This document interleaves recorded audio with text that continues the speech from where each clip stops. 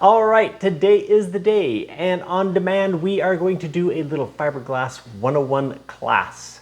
We're going to do a couple of these classes. We have had a lot of comments, people asking for me to go into depth on some of the more simple side or beginning level, or just go across the gambit of working in fiberglass. Now I say fiberglass here because that's probably the most common term that people will just say when they're talking about working in FRPs, or Fiber Reinforced Plastics. And the term, of course, composites has really grown as well in recent years, in the last decade or so. But a composite can be of many different things. We could even use fiberglass in ceramics or in a metal matrix, and that would be a composite. But when we're using it in a plastic resin matrix, it is called an FRP officially, Fiber Reinforced Plastics.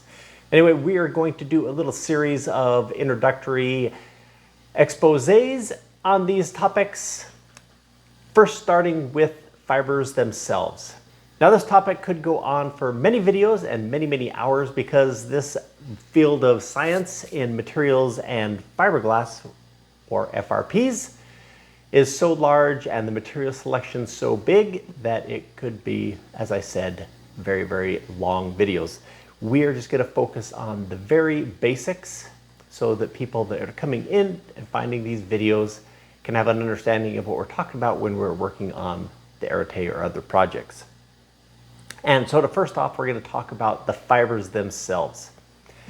Now there is, most commonly of course, is fiberglass, but when we say fiberglass, there are many different weights and weaves. And first we'll start off by talking about what is meant in weight.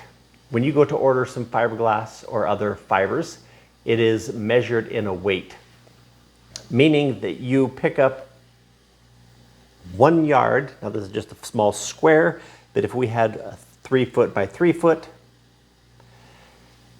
or 1 yard of this fabric, it would weigh a certain weight.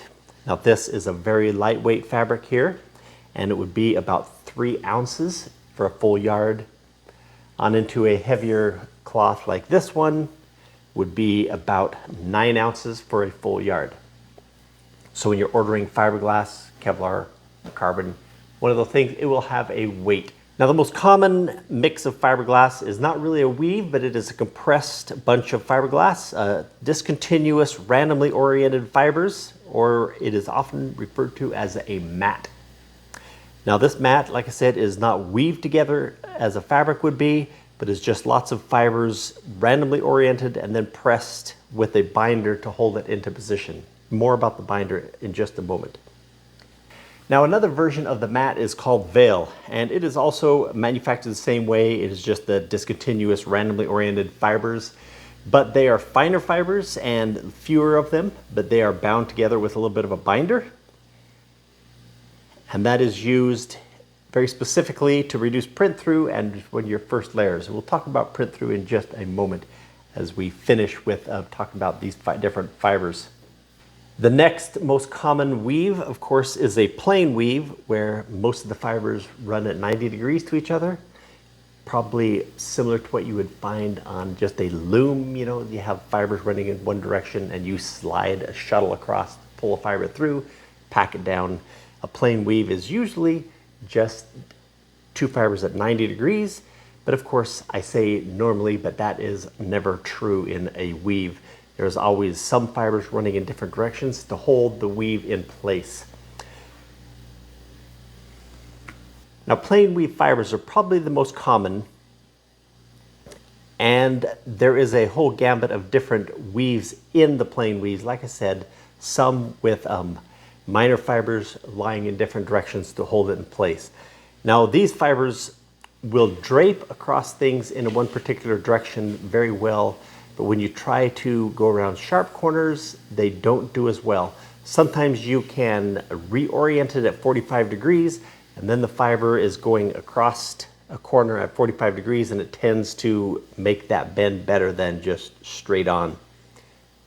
Now to defeat that problem, there is twill fabrics that are woven in a way so that the fibers can actually shift or slide on each other, that they don't pack up against the toes meaning the bundles of fibers that make up the weave.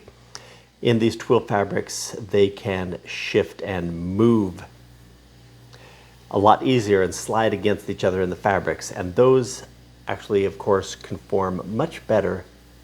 Now the next move is onto a satin fabric.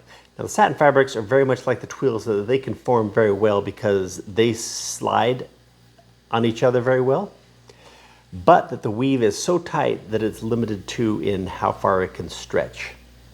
Of course, none of these fabrics you want to stretch too far, or else the weave comes apart and leaves gaps. Now we're going to look at, I have a couple of different weights here. You can see how the difference in the weight also restricts how far it can move. Now the last fabric we're going to talk about in the weave of the fabric is this fabric here is called a unidirectional, meaning all the fibers run in one direction. But there are a few little tiny stitches. This one looks like they're about 1/4 inch apart. There's a stitch just to hold it in position while you place the fabric. Otherwise it would just be a bunch of toes. Now when these fabrics are being weaved together, they're not particularly being woven out of a single strand of fiberglass. They are woven out of what would be called a toe, or a bundle of fibers, making up kind of like a very, very fine string for a lighter cloth and very heavy for heavier cloths. Now this is actual toe, and it is used very extensively in the industry for building big bulky items like boat hulls, swimming pools, things like that. And it's basically doing what a sheet of fiberglass mat does. In the toes, they feed it into a gun that chops it at predetermined lengths, and while it's chopping it, it is also blowing it through the gun and mixing resin with it all the time. And so you can just see them spraying it in big gobs, and then they'll go back with tools and kind of flatten it out. But almost all of these fibers in the knitted or the woven form can also be purchased in toes like this. So this is fiberglass toe. You can buy Kevlar, carbon graphite toes as well, and they can be used to run in directions or build up large stiff areas when you need a unidirectional fiber at length. Now even though this is always generically referred to as working in fiberglass, there are of course other fibers and weaves of fabrics. And of course the one that's become probably the most popular in the last decade or so is carbon graphite. It's worked its way into being popular in many, many items. It is very, very often found in a twill weave because the twill weave has a very aesthetic appeal to people, and so it's always built with a clear coat, bonded with a clear resin, and so you have a very beautiful looking finished product. All right, last but not least are the Aramid fibers, or Kevlar. Kevlar being a brand name of the Aramid fibers, but the brand name that's kind of stuck, and people often refer to any Kevlar or any Aramid as Kevlar. Now each of these fibers have their own particular strengths and weaknesses. Kevlar, in its manufacturing process, they are able to align the molecules in one direction better than they can when they're manufacturing these other materials. So although Kevlar doesn't particularly have greater strength values than the other materials, it does have the properties of being very hard to cut and very impact resistant. So I will use Kevlar in places like on the Arete project here that are going to be low on the car, that maybe say you're driving down the highway at speed and a rabbit runs out in front of you. You don't want it to tear off the front of the car. You want that, maybe the fracture to occur, but you want it to hold together so that you can repair it or take it off without losing it in the middle of the road. So Kevlar is great for impact. The carbon graphites, their greatest ability is to have strength or be very stiff. So if you need to create a product that has no flex in it, you're going to go straight to carbon graphite. And of course, carbon graphite is the lightest of these materials, but you can also, of course, go to a glass and create the same strength. It'll just weigh slightly more, but it'll be much less expensive. Now I have a video describing the use or what the benefits of fiberglass and Kevlar are, and I will put a card up here so that you can look at that real quick, or if you want to just go through the video, I will also put it in the link below so you can watch that video after this one, and it will describe much more detail the strength factors of these materials. Now in the fiberglass, there are two different kinds of fiberglass. One is called an E-glass and the other an S-glass. Now the S-glass is much stronger. It was developed in the aerospace industry, probably one of the earliest things when these materials started moving into high science in aerospace and space flight. Now I have to kind of jump around to do some of this discussion here as I think of it. But one of the benefits of the Aramid fibers is that they can be dyed into different colors. Now on the Arete project, the color scheme is going to be cobalt blue and orange. And I have some of this special weave, which is a orange Kevlar and black carbon weave together.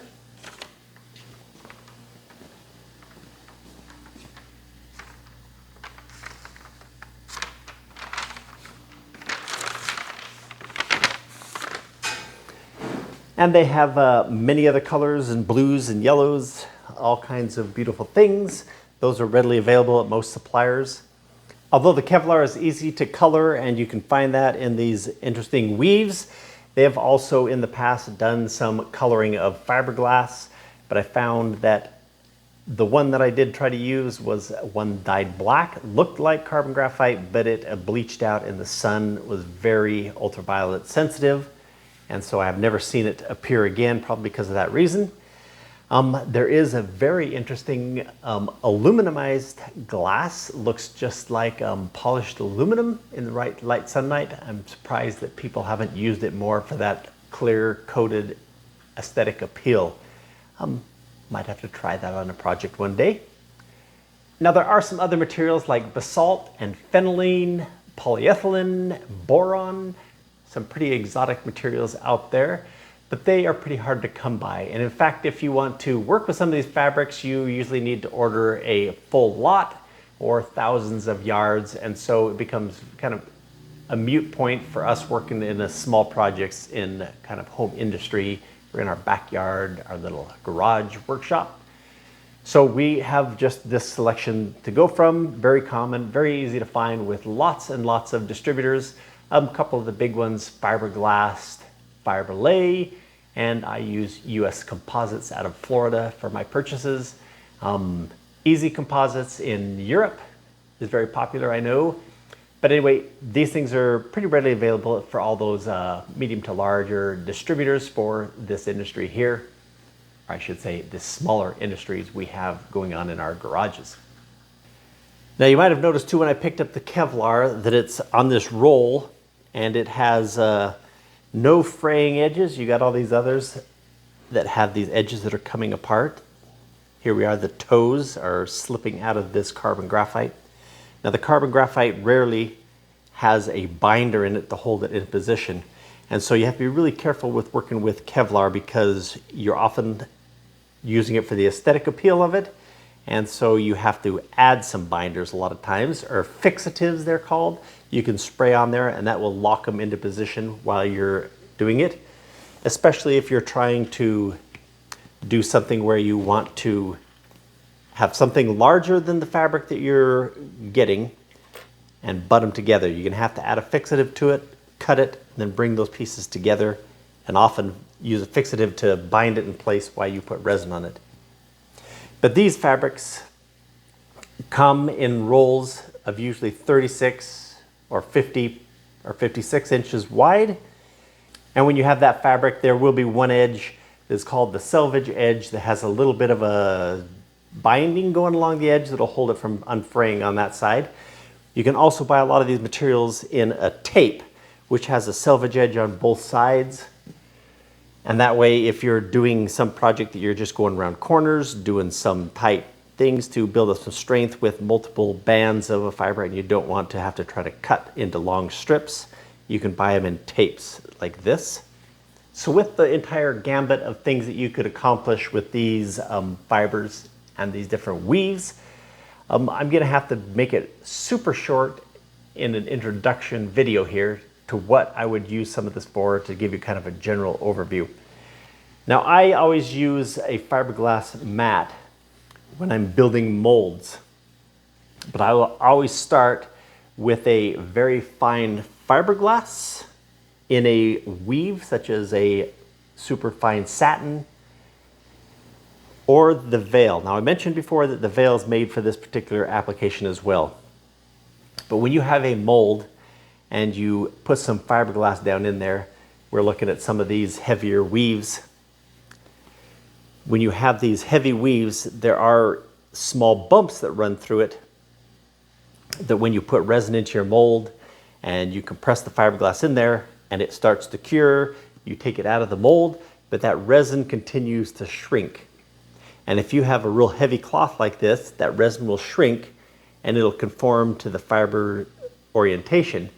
And you will have very microscopic or minutely see what is a print of that fiberglass fabric pattern, and known as print through. So what they do, or what we do, I guess in the industry, is you use something that has less of a print through, meaning one of these super fine cloths that the print through would be so fine that you wouldn't notice it as well, especially in a satin, or this veil is used just for that. Since the fibers are so random, the shrinkage occurs onto these random fibers and you don't see the pattern as well. Reduces that print through. And then of course, totally on the other spectrum is you want to produce as much thickness and weight as you can as soon as you've got these first layers on to reduce the print through. And so often we go to a fiberglass mat. We can get it in a very heavy weight, or a lot thicker than this one even. And another option is, there is a fabric, I don't have any here, but it is called a woven roving. And it is basically a plain weave, but the toes are sometimes about that thick. And it is a super heavy fabric. I think a lot of times it runs about 20 ounces per yard, or up to 40. I think I've seen it in building big boat hulls and things like that. That is used for building a lot of weight and strength fast, and that's what you want when you're producing a mold, because you're not caring about the weight of the mold as much as you are the finished parts that come out of it. And so as big and thick and heavy as you can go to keep that mold from flexing or deforming so that the part comes out crooked, we want to reduce that. So we build it up as thick and heavy as we can. You would go with a mat and a roving. The problem is when we go to actually build a product, something like the Arete Supercar, we want it to be as lightweight as possible and achieve as great a strength, or we have a target strength we're after, and we're trying to do it for the least weight as we can. Now I'm going to refer you again to a video I did that's talking about the strengths of these materials. Like I said, that will be in the description below. But in there I describe how you could add multiple layers of a finer cloth is going to get you a greater strength for the same weight than going to a heavier cloth that's going to be a total of the same weight. So let's just say, as an example, we have this 4-ounce cloth. If we put 3 layers together, getting 12 ounces, it would be much stronger than if we went to a straight 12-ounce cloth. So we will use different combinations of these different thicknesses of material, and that is either something you have to calculate out, which is extremely complex to do, and there are books that are about 4 inches thick to tell you how to do that. So most of the time it is much easier in the world that we live in to just go by experience, build up and see what our actual results are, do some testing to the finished product. One of the benefits of this as well is you can, when working with the right resins, you can scuff up or fray the backside of the material and add more layers to it. So if you produce a part that doesn't seem to be quite strong enough, you can, like I said, scuff it up, fray the backside and put some more layers on until you achieve at the strength and stiffness you are looking for. Now, if you have ever gone down to your local auto parts store and seen they have little kits for fiberglass repair, you may have noticed that they are fiberglass all folded up into a square, And I would suggest if you're trying to do anything that you want to be pretty, do not buy that. If you want the best materials and the best product in the end, do never fold your fiberglass, Kevlar, or graphite. It is always best to roll them. Keep a couple of extra cardboard tubes around. Maybe when you buy some, keep the tubes, because you might find that you have a big roll and you want smaller rolls, and you can roll them off onto the smaller roll to be able to handle those. But keep them rolled up and keep them clean. If they get lots of dust or you get some oil on them, the bonding, of course, through the resin matrix will not occur, and they will tend to peel apart. Another little note is I keep all my scraps. Sometimes you'll have a small project, but when you're trimming pieces to go into a bigger project, you're going to end up with all these small scraps. I keep these little bins handy to keep these in so that when I do have a small project come along, I don't have to start cutting up a big roll just to get some pieces, a few pieces. Now the next thing we're going to talk about is prepping these materials to be able to use them in a project. I did mention spray fixatives used to bind the materials together so that you don't get the fraying on the edges or the toes slipping out of the weave. The other thing is getting them cut into shapes to go into your project.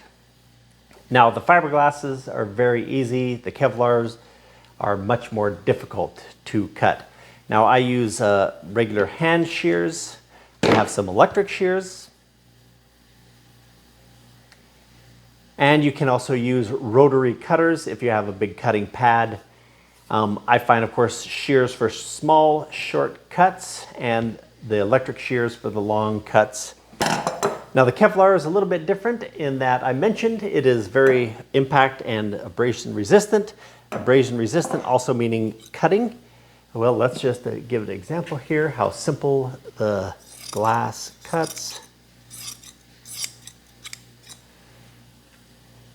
And then we go to the Kevlar.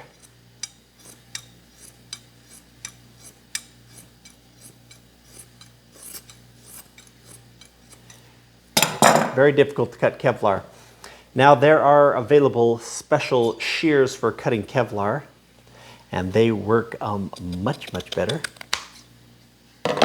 So if you're going to be working in Kevlar, it is a very must that you get a pair of these shears.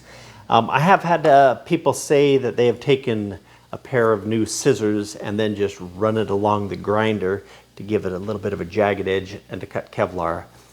I have found that I only tried that once, and I used an old pair of scissors because I wasn't about to test it on a nice new pair of scissors, and it did not work. I've never decided to try it out on a new pair of scissors, but since I have the good Kevlar shears, no need to try that. Now there is a particular quality with these mats in the binder that they use to hold them together, that it has to have the contact with the resin before that binder breaks down and the resin allows the fibers to start moving and sliding and being able to manipulate them. As you can see, it's kind of stiff now. To go around a corner just does not work. So once you have the resin in there and the binders start to break down, they start to slip on each other, and then they can conform, and the cohesion ability of the resin holds the fibers in place. Now, polyester, vinyl ester resins break those binders down really fast. The epoxies are much slower in breaking those binders down. And so I rarely, or if never, use a mat with an epoxy, always to the polyester. And then that's the same reason why when I work with polyester, it's almost always on building molds, never in building a product, because the stink of polyester or vinyl esters and the mess it makes is just not worth it when you're working in a product to save those few dollars. Epoxy, much less odor, sometimes almost odorless. And you're not working with these mats that take and require that breakdown of the binder to be able to work with them. Now, there is a problem with each of these materials. The fine materials, of course, conform really easily to corners and compound surfaces. When you get a heavier cloth, that they want to tend to lift off of corners, but there is a method where you can lock an edge down by adding a finer cloth to that edge. The molecular cohesion in this fine fabric is a little bit stronger bond, and it will hold the other fabric down.